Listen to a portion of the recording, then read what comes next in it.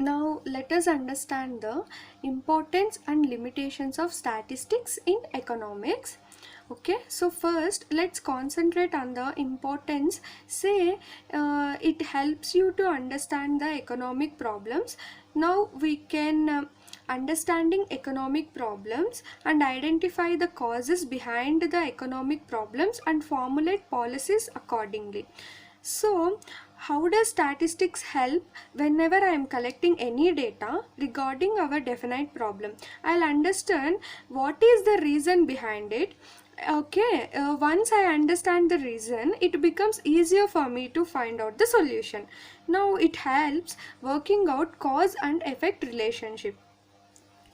So helps to find cause and effect between different set of data. For example, suppose I have to determine the relationship between the consumer expenditure and the average income. So here I can see this is the average income.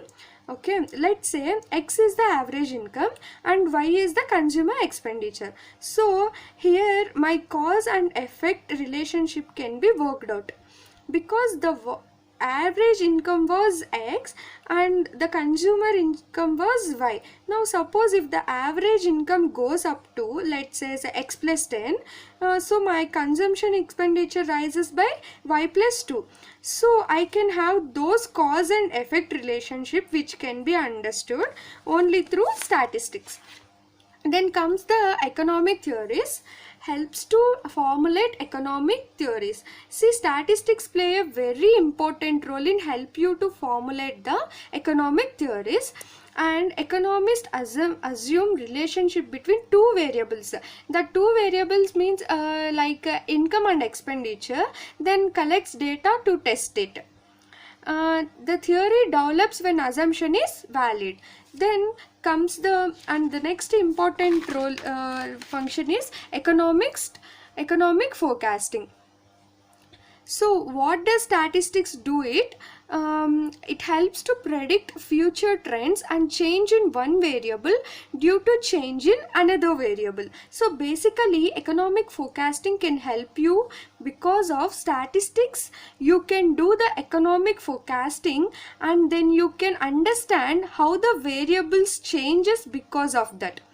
Now the next important is forecasting of policies.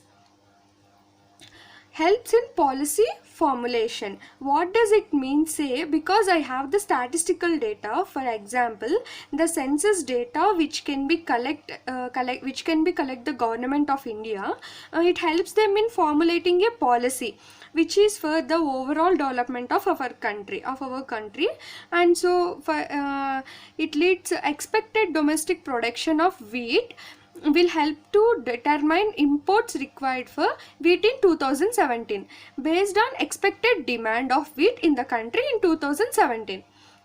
And the next important is presenting facts in definite form.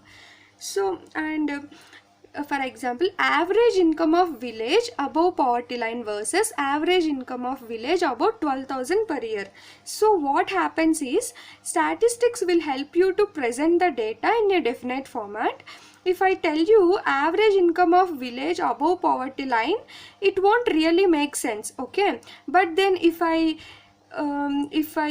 give you a definite number like about 12,000 per year, about 12,000 rupees per year, then it makes some sense. So that is the way the statistics help you to present the data.